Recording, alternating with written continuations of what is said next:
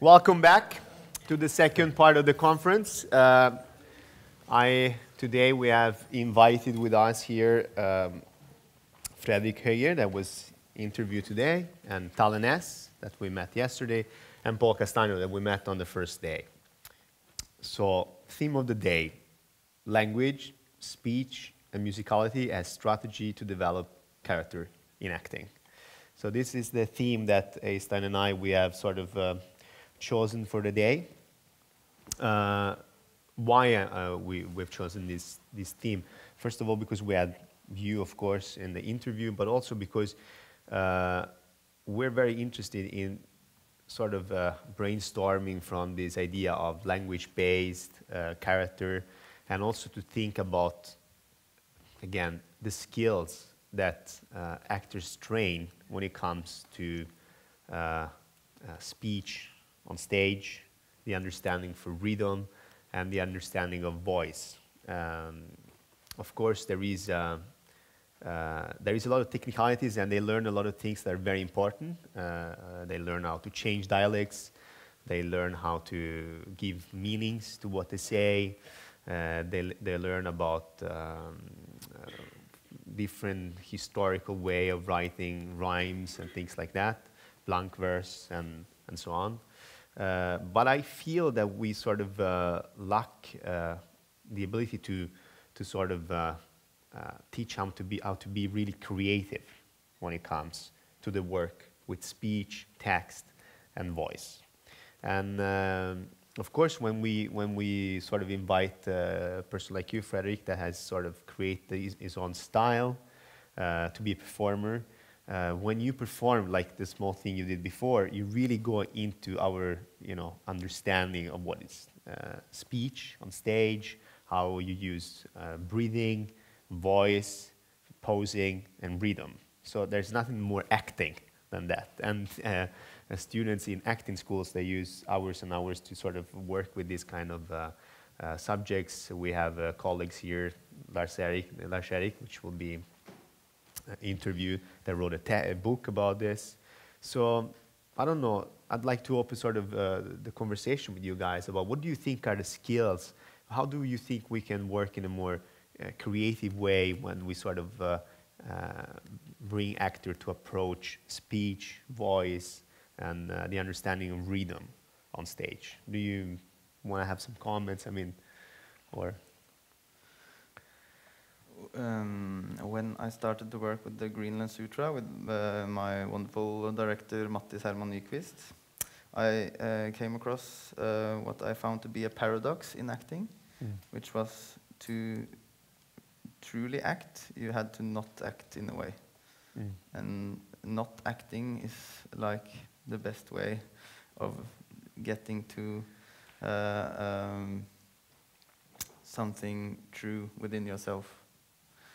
At least for me, that's a real dynamic. If I try too hard, I fail. And if I don't try at all, I might achieve that contact within myself and with the audience. So I find that paradox to be true, and the best actors I've come across are the ones who can just let go of that trying and instead just not to do, and then it just happens.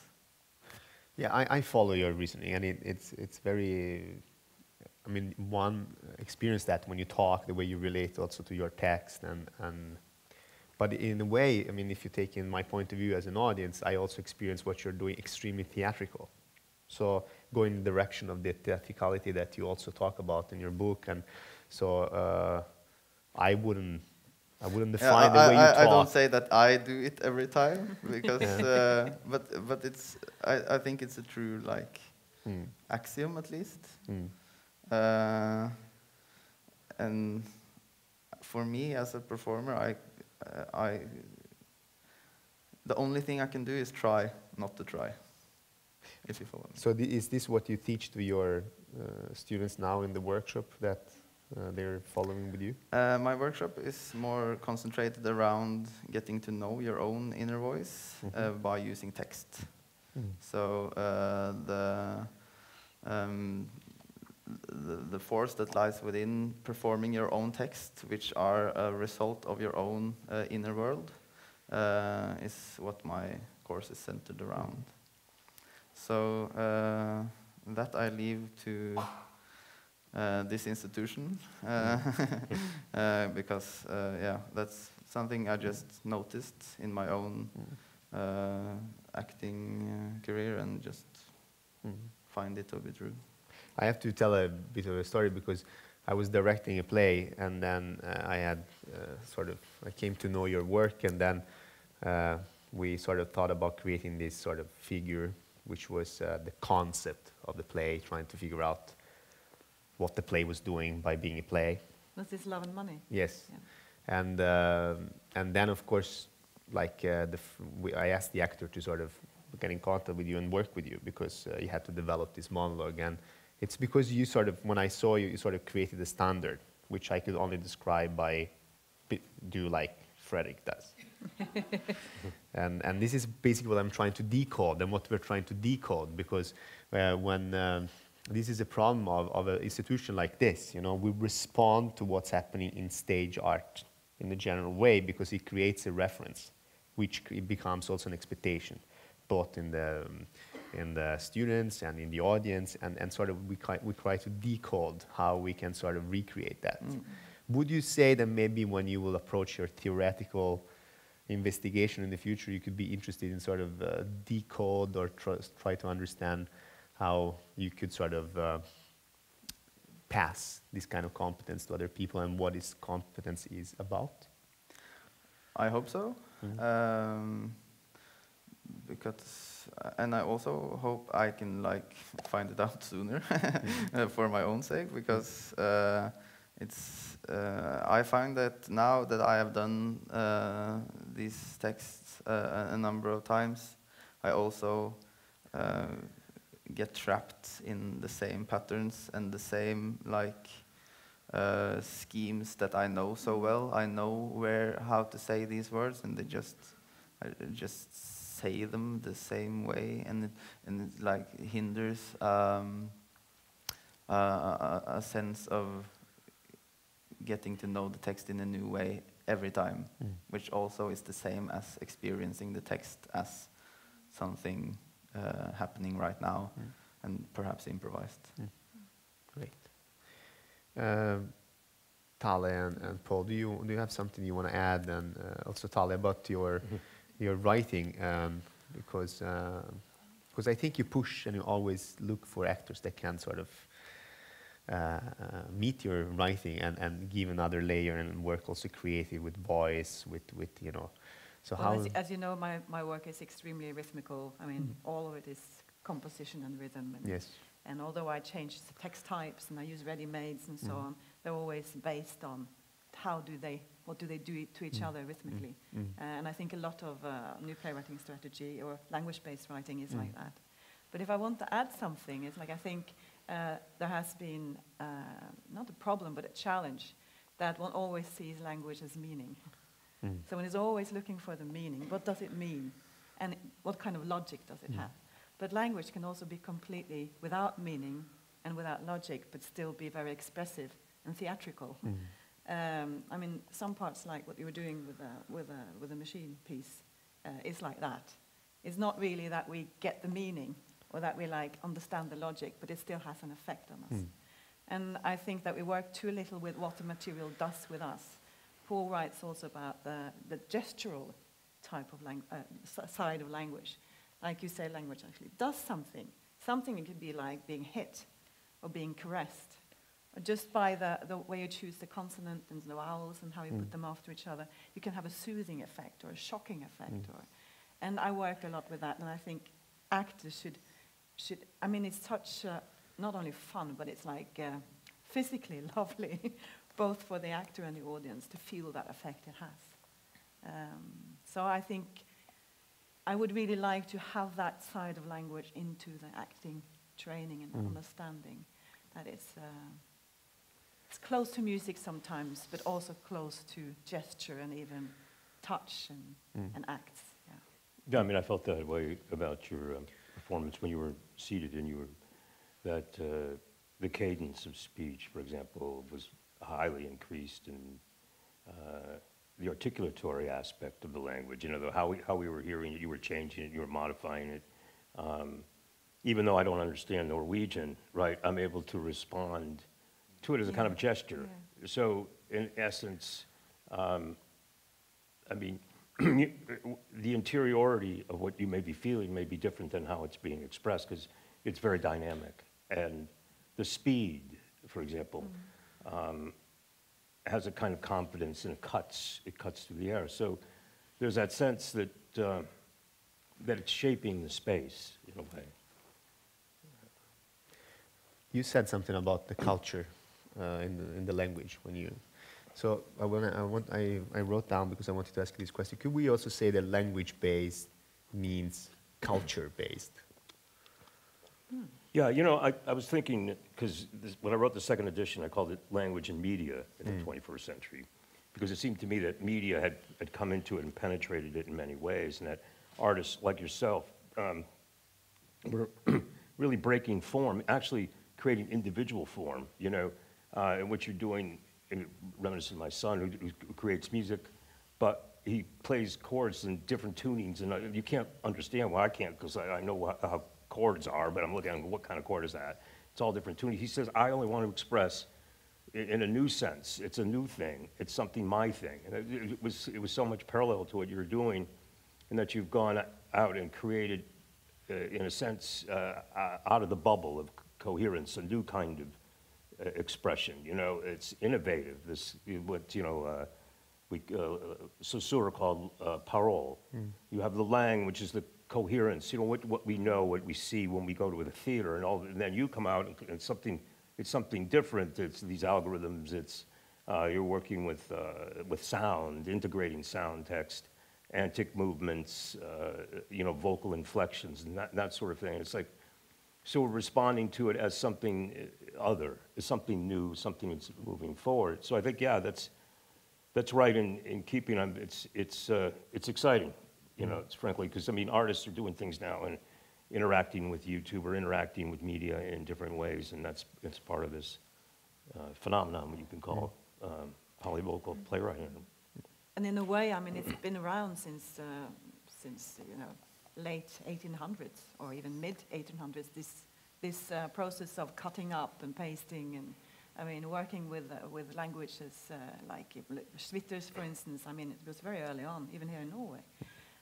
But the exciting things is actually not only how we work with new technology and algorithms, but how we actually befriend the machines. Mm-hmm. And I think maybe even embracing them or even living with them, you know, that they're not opposed to us, they're with us. And I think that's the big difference. And I guess theatre is very late with that. I mean, it's not long ago somebody said to me, we can't have video in a performance because it's not theatrical, it doesn't belong to the theatre. So, I mean, finally it seems like we can embrace it and be with it. And I think that's maybe the biggest change, besides the way you probably tried to sort of describe what it was to be born and active after like 1880, you know. So I mean, it would be very, very interesting to see what you think about the machine and your relationship to the machine. Do you see it as a machine, or what is it for you? It's a tool, Yeah, I think. exactly. It's just it's no different than an instrument, you know. So just in the same way Marcel Proust would use a scissor, I use the interface. And yeah, it's nothing more or less than that. For me, at least. But could we say that if we have this sort of, because it feels that this polyvocality is very integrated in the way new generations perceive the world, right? Can I just ask one question? Yeah. Because do you, besides being a tool, I mean, you even sort of talk to it, right? It could also be a partner in crime. Yeah. Mm. Actually, you could make art together with it. Yeah, In a way. and that's also a question: who writes what? Yeah, exactly. So But that's different from a scissor, right? yeah, but the the writer role comes into how you put together the collage in the end. Exactly. And the writing is not only writing, but also pressing copy and paste, you know, and cutting it up and placing it where I would want to, and using the things that I see as a perfect puzzle piece right there. So it's more of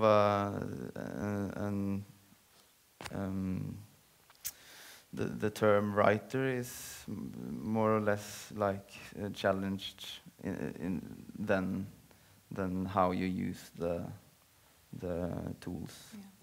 You see, the idea of the artificial intelligence is interesting. I know that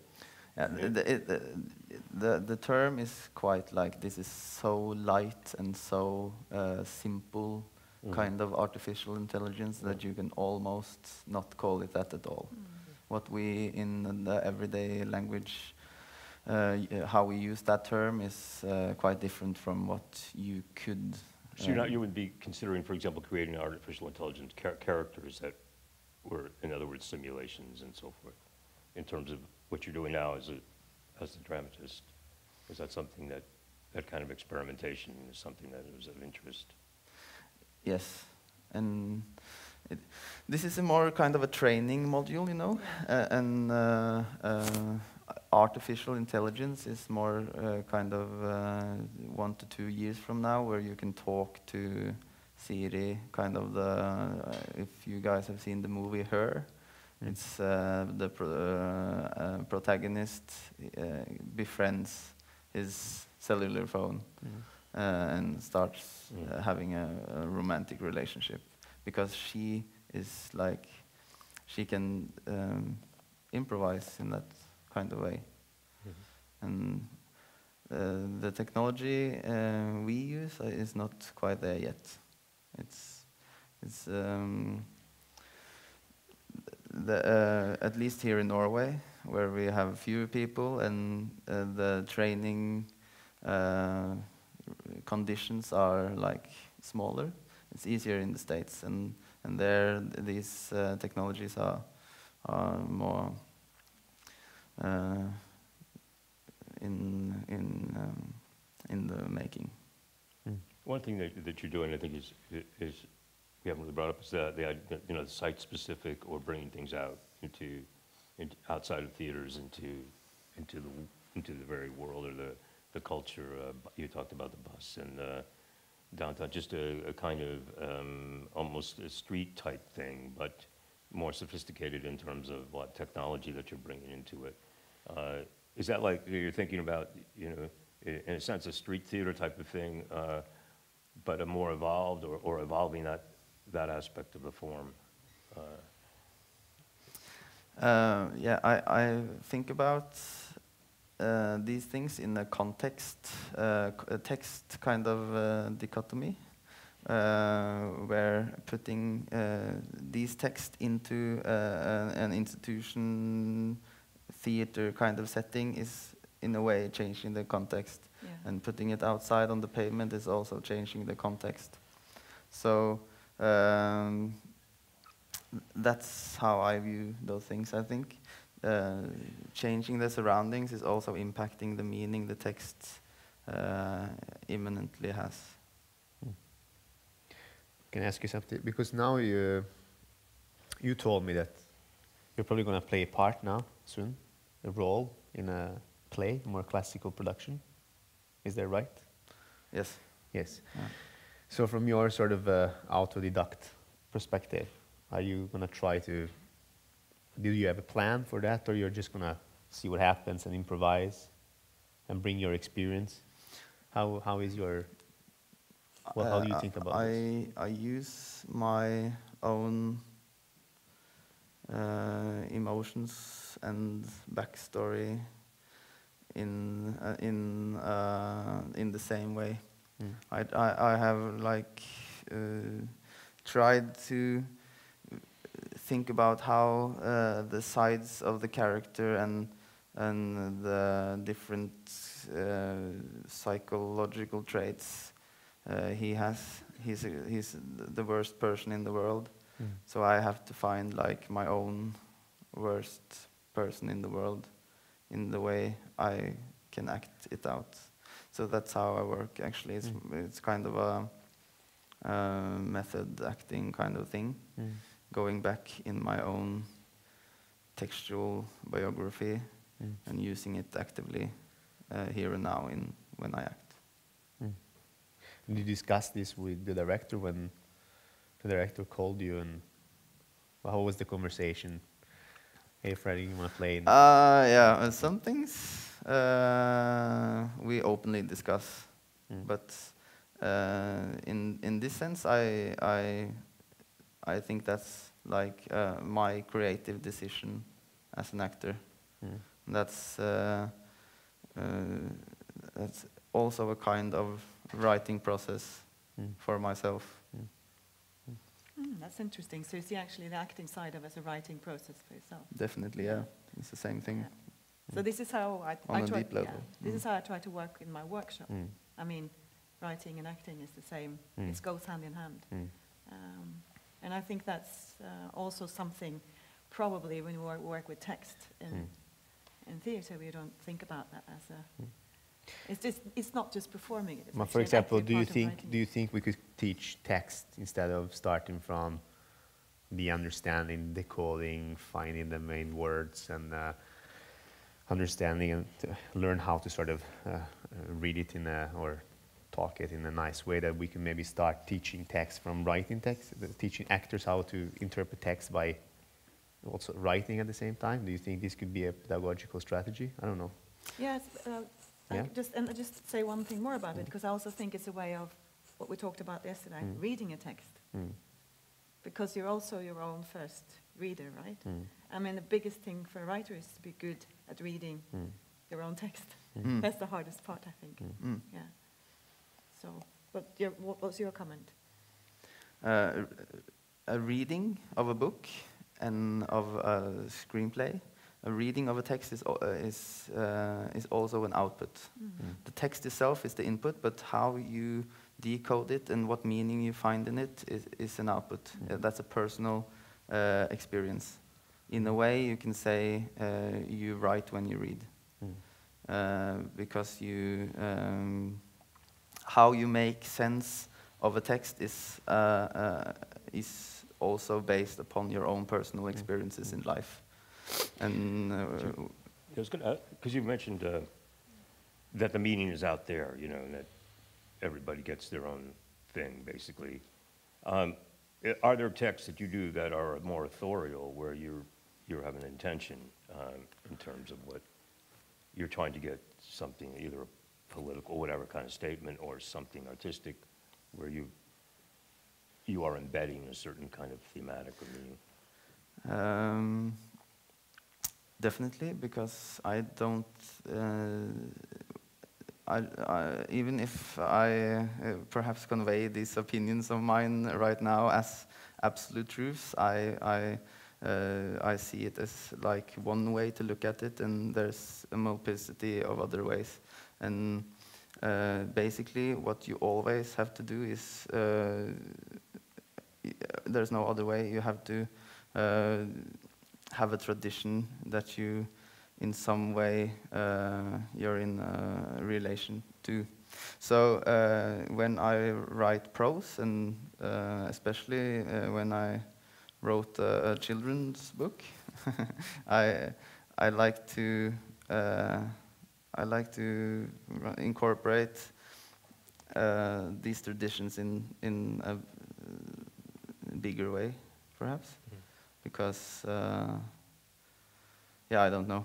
I just love literature, and implementing the sense of tradition in that way is refreshing. So you're free writing when you're producing so many words per day. Is that what we're talking about? You're at 1 million words or 100,000 words. Yeah, it's not like dogmatic in a way, but when I have spare time, I try to just sit down and just produce as much as possible, and that is also like a project I view as a long-term kind of thing, producing those million words or whatever. If you go back and read it or go through it, it's something that you just do and then move on. Yeah, I go back and read it, but I view it as like there's really no need to like go in and rewrite it, because it's pure input in the end, and the output is generated by the algorithm in that project. To move the conversation a bit back to acting, because I love the way you have the We tendency to nerd on writing Free and producing nerds text, on, but yeah. you know, Free nerding. free nerding, it's very good. But there is something like, because you talk about, I mean, you refer to method acting, you refer to sort of being true or finding something that resonates. But if I have to analyze what you're doing, from my point of view, I see the great qualities that you create is that, of course, one relate immediately. You have a very sort of colloquial and direct way of spitting out words. But I think what you create is that you create a sort of a character, which is the words themselves. They stand as a sort of, there's you, and then there's the words as a sort of character, and you create a sort of dance where it's almost possible to visualize the text. This is what I think makes it very, very special, the way you talk, because I have visual memories, and I've seen you several times. I have visual memories about the way you compose and speed out the text, and the way you move out some words and make them important, you know, and you know, break the rhythm or create an accent of these words and make me almost like, it's almost like I can read, like the text you had now about. I think that's like the power of rhyming. Rhyming has a bad rep because we've like we're in a point of history where the past decades the free form and has like become the like on top kind of thing. It's like the most high cultural and rhyming has become like a nursery rhyme type of thing and has like a childish thing to it. And I think a big reason why hip-hop is rhyme-based is because of Afro-American tradition, which is centered around memory and and a way of creating a community. Because Can I follow up? So, like, comparing to like yourself, your work to Kendrick Lamar, for example, does he influence your work at all, or do you vibe off of what he's doing, or see yourself as a Norwegian corollary to that kind of aesthetic, or you know, are you?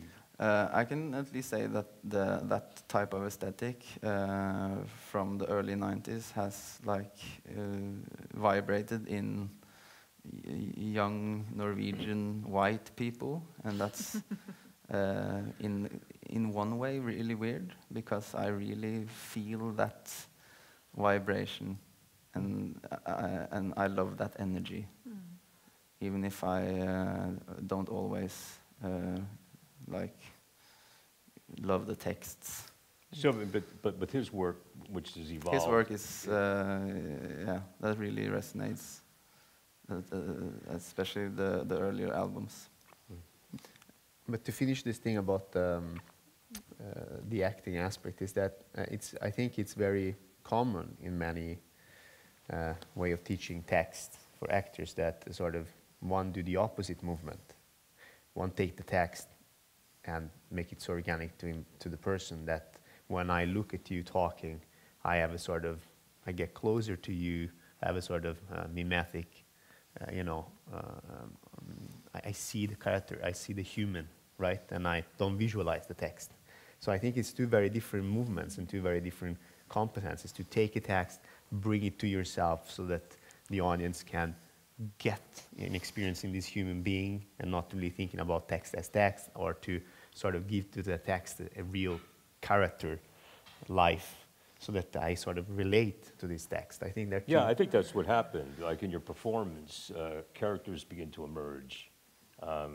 You know, there's this thing in the book about Mac Wellman. He wrote this play called Three Americanism, but there's no characters. It's just, and then the critic talked about the various characters in the play, but there weren't any, because everybody is creating in their mind from what you're doing. You know, you're creating a certain type of character. Then when you move in the chair, a different attitude, a different inflection, it creates another character, because much more palpable, say, than, you know, when we're having a discussion and we're talking discursively and we're talking, you know, in a critical way, as you were mentioning in terms of that. Yeah, again, I think this, like, that situation has something to do with the oral tradition that is orally transferring literature from very early on, and part of hip-hop culture's love of rhymes is you can trace that back to African storytelling, and storytelling has something to do with memory and how you can remember the texts, and also like sharing it live here and now with your tribe. And that's also a big tradition here in Norway, with folklore and fairy tales, and rhyming is incorporated in us, in our bodies, in our culture. That's part of our DNA, and I think that's part of what you guys are talking about. But there's another aspect there, which you mustn't forget, and that it's quite virtuose and impressing, and we know that you've written it, and it's so cool when you rhyme, and it's so smooth, and it's a skill-based thing.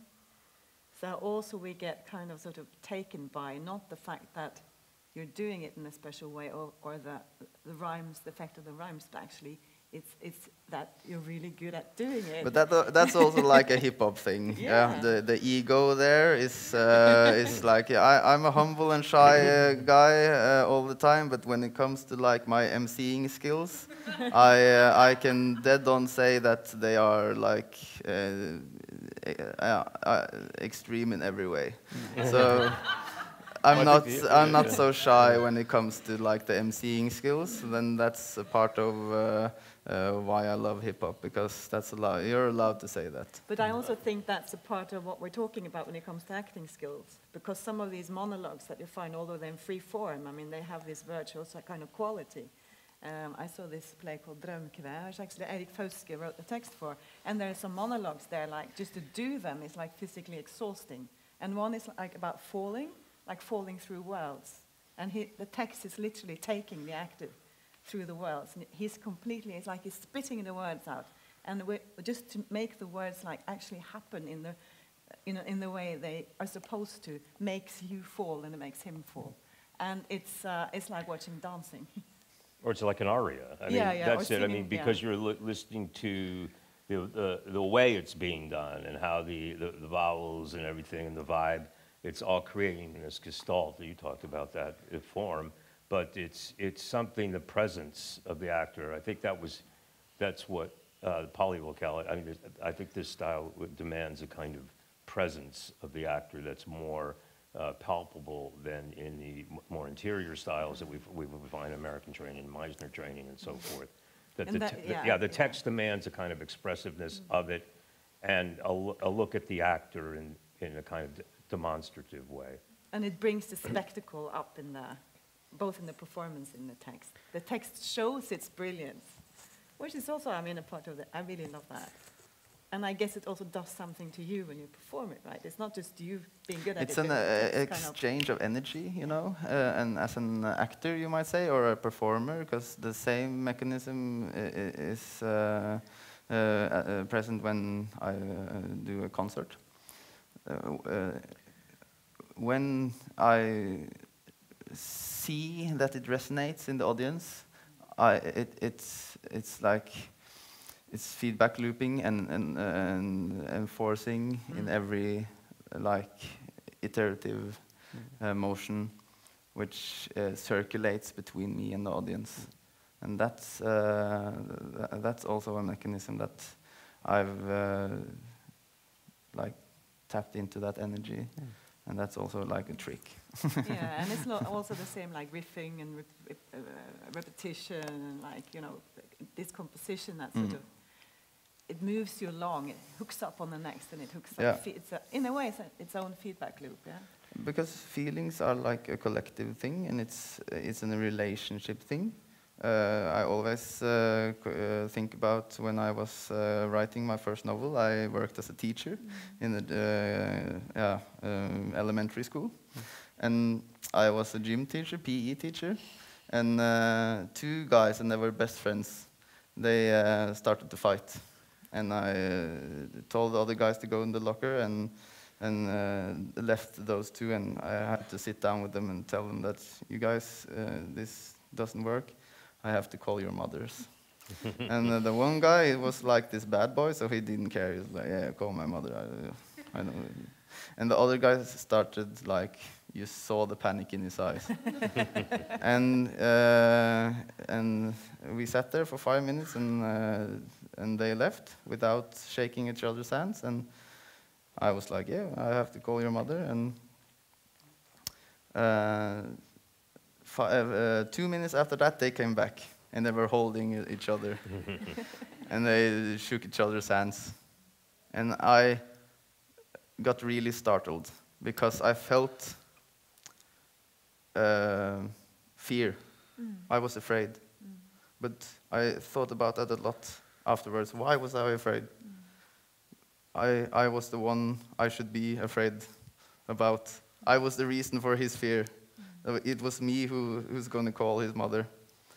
So then I realized that, yeah, I felt his fear, and this is also a mechanism that is true on stage. Yeah. Great.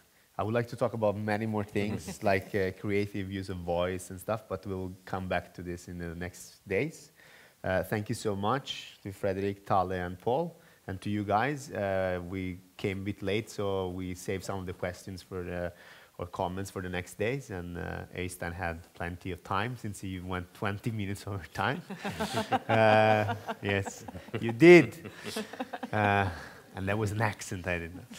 Okay, but thank you so much. So we have lunch and have a good workshop, and I hope I'll see you this evening for the reading. Thank you so much. Bye.